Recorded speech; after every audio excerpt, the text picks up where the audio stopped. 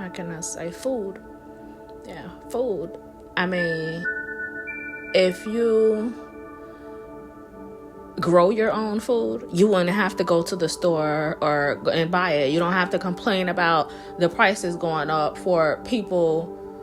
I mean, for yourself to buy it. Like, let's be real about it and stop sitting around complaining. Get up off your ass. Get up or shut up. Because technically you're doing nothing to help the world but creating more complaining. You're spreading that energy of complaining. Yeah, I mean, it costs money to buy food, to buy seeds. Technically, it don't even cost money to do that. If you buy a fruit and you just save the seeds, if you buy a vegetable, because all of it has seeds in it. If you buy that kind of food and you happen to save your seeds, learn how to germinate them, Google it. I look it up. I don't care how you do it.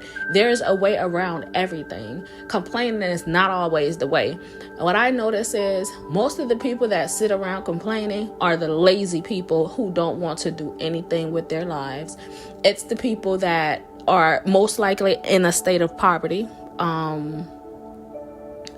who don't have much, and they complain about spending the money that they do have or accumulate or get on things to survive, when technically you can either provide yourself the things that you need to survive, or you could pay somebody who can provide the things that you need to survive. Either way it goes, you have to survive. So stop complaining. Get off your ass and make you a garden. Grow your garden so you don't have to go pay a certain amount of money, no money technically, for the food that you want to eat. And then you can not only supply yourself, but if you have enough drive and enough ambition and enough determination inside of you to start a business, you can start selling to the grocery stores. You know, you can start selling to your neighbors. You can sell it to your family. You can accumulate a way to have wealth for yourself. It's all type of different ways to survive out here. Sitting around on your ass is not going to help you do that. Complaining is not going to help you do that. Being envious and jealous of what your neighbor has is not going to do that.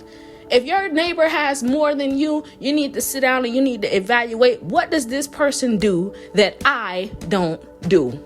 Do they get up every day at the crack of dawn and go to work and do what they got to do?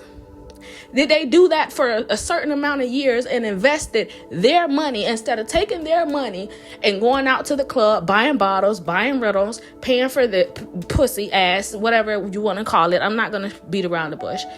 That when they go out, have this person worked hard enough to the point where they can invest in themselves and create their own business so that they don't have to work for the man anymore? What is the difference between you and them? We're not that different. We're not that different. Our mindsets are just different. Our goals are just different. Our values are just a little bit different. You understand? If you don't have a problem with going to work every day and slaving for the man, then by all means, do that. Do that. But when you get old enough and you're too old to...